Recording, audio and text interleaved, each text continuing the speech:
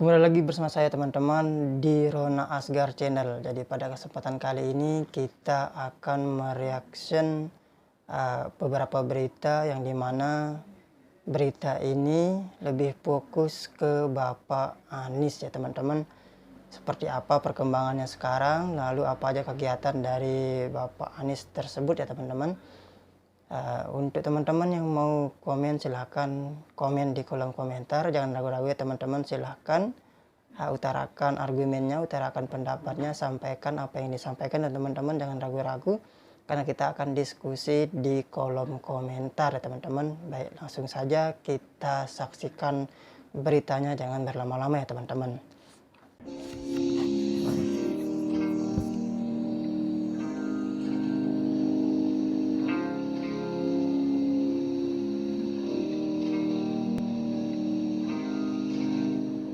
Mantan Gubernur Jakarta Anies Baswedan mengatakan, pembahasan terkait revisi Undang-Undang TNI seharusnya dilakukan di warung kopi hingga ruang diskusi. Anies mengatakan bahwa TNI adalah milik rakyat, jadi harus dibahas di ruangan terbuka bukan tertutup. Anies melihat semua masyarakat mencintai TNI dan menginginkan mereka profesional serta berpihak pada rakyat. Terlebih, kata dia, undang-undang yang dibahas secara terbatas dan tertutup hasilnya tidak matang.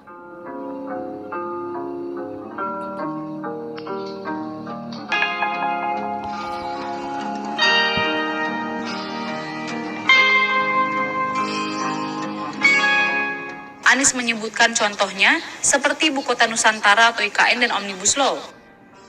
Ia menjelaskan keduanya diputuskan dulu, baru terjadi perdebatan. Untuk itu Anies kembali menegaskan bahwa pembahasan tersebut biarkan menjadi milik rakyat. Anies menilai sebuah undang-undang logis direvisi bila sudah berjalan 2 dekade. Demikian pula Undang-Undang TNI. Menurutnya, bukan sesuatu yang aneh selama revisi tak mendatangkan masalah dan sesuai koridornya.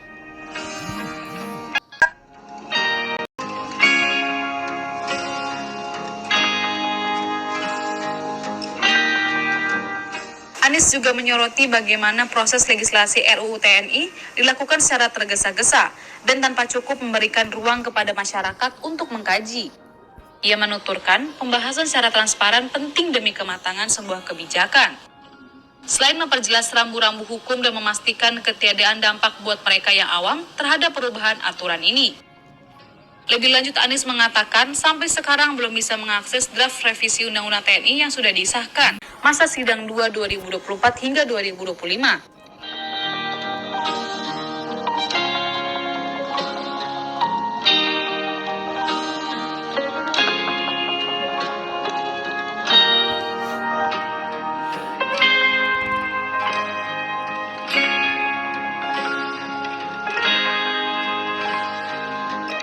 Menteri Pertahanan atau Menhan Syafri Samsudin memastikan RUU TNI yang telah disahkan di undang-undang tak akan mengembalikan dui fungsi ABRI atau TNI.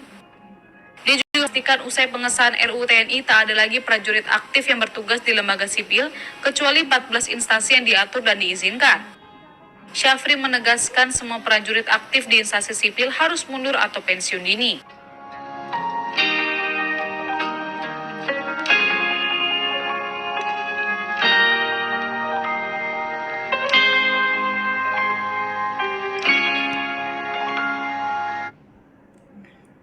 Baik, jadi di sini teman-teman bahwasanya Pak Anies itu menegaskan seharusnya rancangan undang-undang TNI itu dibahas di warung kopi dan ruang diskusi, bukan di ruangan terbatas dan tertutup ya teman-teman, karena mau tidak mau karena ini pun seharusnya bisa diakses oleh semua masyarakat di seluruh penjuru Indonesia ya teman-teman.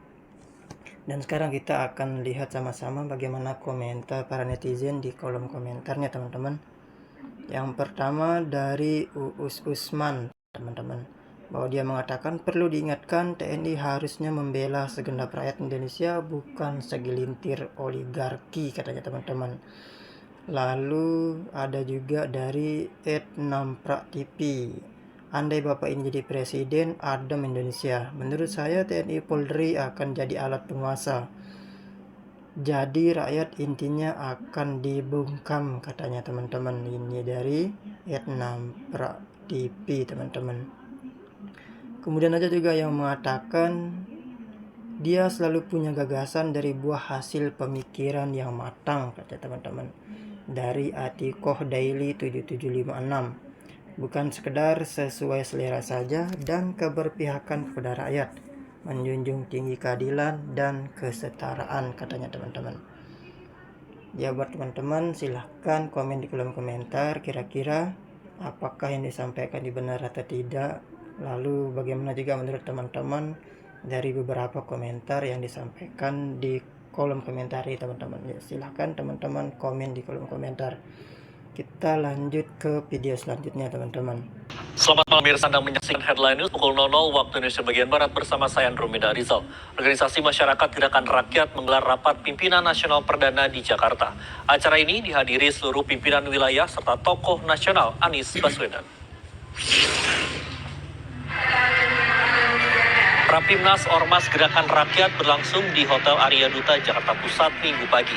Tidak hanya konsolidasi internal dari seluruh DPW di Indonesia, Rapimnas juga menghadirkan dialog kebangsaan bertema geopolitik, global, dan masa depan Indonesia. Ketua DPP Gerakan Rakyat Sahril Hamid menjelaskan bahwa forum ini menjadi momentum penting untuk merumuskan arah gerakan ke depan, termasuk peluang transformasi menjadi kekuatan politik formal. Ia menegaskan Gerakan Rakyat telah memiliki badan hukum resmi yang sah dari Kemenkumham.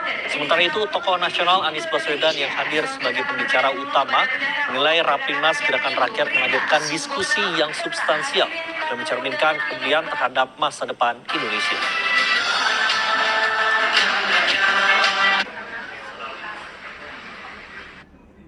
Yang jelas bahwa kekuatan ataupun fokus kita kali ini adalah menata struktur organisasi. Kita yang tadinya basisnya adalah relawan, pendukung Anies tentunya, dan setelah itu saat ini terkonsolidasi secara struktural dan momentum pertemuan rapat pimpinan nasional yang pertama ini. Nah, ini kita akan jadikan momentum untuk bagaimana pandangan dari seluruh wilayah dalam melihat organisasi ini ke depan. Nah, apakah organisasi nanti bertransformasi ataukah membentuk sesuatu ataukah menjadikan sebuah kekuatan politik formal ke depan? Nah, itu yang nanti kita akan barangkali kita akan ikut diskusikan pada kesempatan nanti. Raker Nas ini separuh hari dipakai untuk membahas tema-tema strategis untuk Indonesia ke depan, dari mulai persoalan global, persoalan keamanan, persoalan teknologi, demokrasi, ekonomi. Jadi ini mencerminkan bahwa Gerakan Rakyat membawa gagasan, memikirkan tentang tantangan Indonesia ke depan dan bagaimana Indonesia bisa lebih baik di masa depan. Jadi di berita ini teman-teman bahwasanya Bapak Anies Baswedan itu menjadi pembicara ya teman-teman di Rapimnas Ormas Gerakan Rakyat teman-teman. Jadi kita akan melihat seperti apa komentar para netizen ya teman-teman. Yang pertama dari Mamah Musmus, Masya Allah semoga lancar jaya diijabah segala hajat yang baik, katanya teman-teman. Kemudian ada juga dari Aris Imawan 213, menyala abahku, katanya teman-teman. Ada juga dari Darsono Dars 1211, semoga Gerakan Rakyat semakin maju dan mendapat hati masyarakat, katanya teman-teman. Kita akan lanjut ke berita selanjutnya teman-teman. Silahkan buat teman-teman yang mau komen di kolom komentar teman-teman, ramaikan komentarnya teman-teman. Lanjutkan beritanya teman-teman ya. Assalamualaikum. Apa kabar? Baik, sehat. Sehat. Waalaikumsalam. Salam dari orang Madura ini. Salam. Sini, jalan. Sini. Selalu sehat, baik. Sini. Belakangnya dong. Oh ya, siap. Dulu ke Madura enggak foto. Jadi di berita ini teman-teman bahwasanya Pak Anies ini lagi silaturahmi bersama para ojek online teman-teman di pinggir jalan ya. Dan dia juga sempat berfoto dan lain-lain bersama beberapa ojek online teman-teman. Kita lanjutkan videonya ya. Pak Anies. Siap. Oke.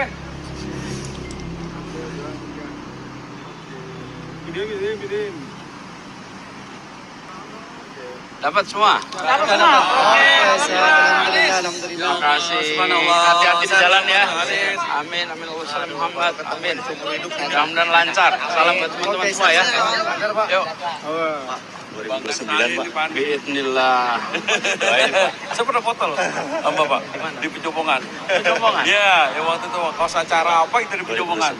Bismillah. Doain amanah. Istiqomah. Ya. Tengah. 2009 Pak ya? Siap. Bismillah. Pak, 2029 ya? Doain ya. Harus. Bantu jagain Pasti, teman-teman. pasti. Bismillah. Ya, Amin, amin. Saya naik dulu ya, MRT. Salam buat teman-teman. Siap. Pejombongan dulu. Pejombongan, iya. Boleh dong. Nanti mau pejompongan nih. Iya, Pejombongan dulu makan di soto itu loh. Oke, makasih. Kita fotoin dong berdua nih. Sini. Dapat matahari ya.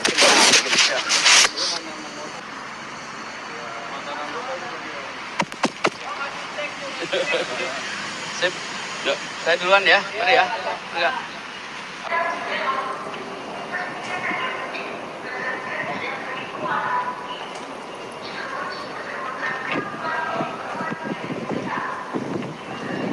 Mau ke Terowongan Kendal. Siap. Dari Pak. Yuk, kasih ya. Hati-hati ya.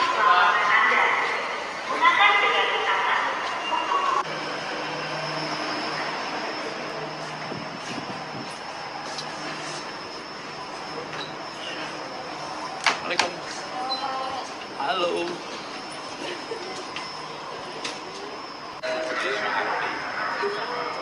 Kamu jauh banget.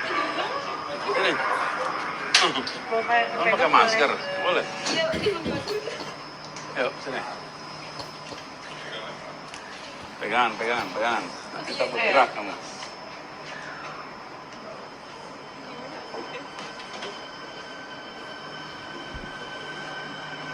Selamat datang para pelanggan. Anda berada di para pelanggan. Iya. Kamu nggak sama ada juga? Iya. Teknik juga ya. Foto kita nggak pernah di BMX. Jadi di berita ini teman-teman bahwasanya Pak Anies itu lagi jalan-jalan di sekitaran ya teman-teman. Beliau juga masuk ke dalam kereta ya teman-teman. Beliau ini sedang silaturahmi.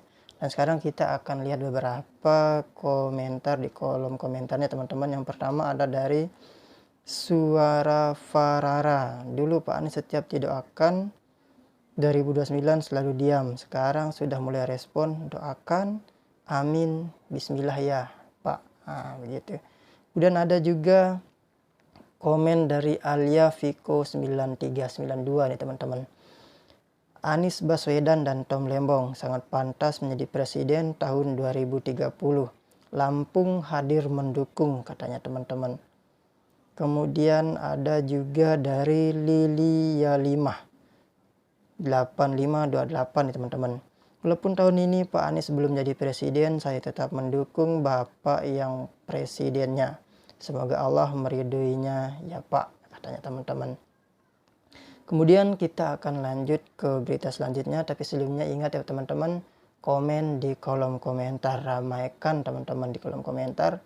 Siapa tahu dengan kita meramaikan di kolom komentar itu dan teman-teman mendukung channel ini, kita juga bisa mendoakan Pak Anies ini perjalanan ke depannya menjadi lebih baik ya teman-teman. Pernyataan mengekspresikan atas kenyataan itu tidak mengubah kenyataan. Dia hanya mengekspresikan perasaan atas kenyataan. Sesudah itu nggak ada perubahan. Gini, saat ini, Iwan, kita Tolong. tanya nih soal gaji nih, gaji DPR, honorer.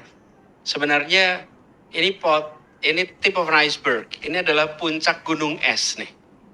Masalahnya ada yang lebih serius sesungguhnya, yaitu sistem penggajian kita yang secara umum itu masih problematik.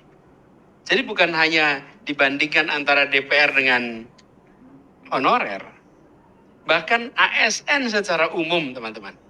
ASN secara umum yang honorer ASN, itu kita masih punya masalah yang serius di sini. Jadi saya melihat ini tuh puncak gunung es yang tentu saja mengganggu rasa keadilan bagi semua. Apalagi ketika barusan ada statement tentang gaji guru beban, kemudian muncul anggota dewan dengan angka yang fantastis. Itu mengganggu rasa keadilan kita. Tapi sesungguhnya kalau mau dikoreksi, Judith mana Judith tadi? Judith, kalau mau dikoreksi ya teman-teman, kita memang harus serius mereview tentang sistem pengajian kita. Dan teman-teman, pengkaitan antara kinerja dengan tunjangan kinerja, namanya tukin. Tunjangan kinerja, tapi dibayarkan tanpa melihat kinerja, kan repot itu. Itu kenyataan di banyak tempat. Jadi tukin itu tidak selalu, kalaupun ada formalitas. Nah, ini teman-teman, PR serius. Jadi, Judith, kalau di dalam public policy itu, ketika mau melakukan reform, salah satu faktor yang bisa membuat reform itu terjadi namanya momentum. Oke? Dalam policy making, ada namanya orang-orang yang mau mengusung sebuah policy. Misalnya mengusung tentang perubahan sistem penggajian. Ini adalah momentum untuk dibawa. Dan bagi yang mau mengubah pemegang kewenangan nih, apakah presiden, apakah Kementerian Keuangan, atau Kemenpan RB, atau BKN, Badan Kepegawaian Negara, ini harus dimanfaatkan sebagai ini momen di mana publik menuntut ada reformasi. Ini masukin di situ. Jadi kita tidak berhenti sama ini nggak adil. Pernyataan mengekspresikan atas kenyataan itu tidak mengubah kenyataan. Dia hanya mengekspresikan perasaan atas kenyataan. Sesudah itu nggak ada perubahan. Tapi kalau ini menjadi momentum, maka ini momentum benar-benar momentum bagus. Dan kita punya PR serius di sini. Kenapa saya katakan PR serius ini?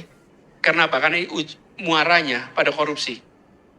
Korupsi itu salah satunya adalah karena kebutuhan.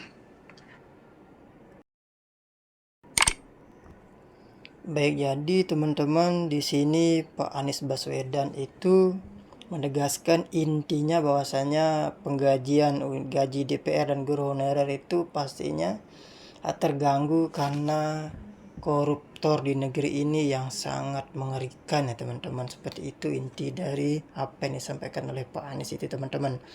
Dan kita juga akan lihat beberapa komen dari kolom komentar teman-teman. Yang pertama ada dari Nauradipa 2938 teman-teman. Jadi dia mengatakan jogetin aja Pak, biarkan kaum 58% nikmatin pilihannya.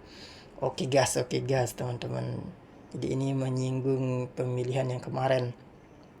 Kemudian ada juga komen dari Muhammad Aksan teman-teman. Muhammad Aksan 3319. Repot di RI, pejabat kalau dikritik bukannya mengkoreksi, malah sibuk menyerang para pengkritik. Dicari-cari tuh kesalahan pengkritik teman-teman. Ya ngeri juga ini teman-teman. Kita kalau ngeritik kemudian kita diserang teman-teman, bukannya malah mengoreksi diri ya. Atau kalau kita kritik itu berusaha untuk memperbaiki dari apa yang kita kritik itu teman-teman. Silakan teman-teman komen di kolom komentar baiknya seperti apa, ramaikan di kolom komentar teman-teman. Baik, mungkin untuk yang sekarang hanya ini aja teman-teman, berita yang kita saksikan dari Pak Anies ini teman-teman. Kita lanjut di video selanjutnya teman-teman. Silahkan komen di kolom komentar, like dan subscribe juga channel ini teman-teman. Wassalam.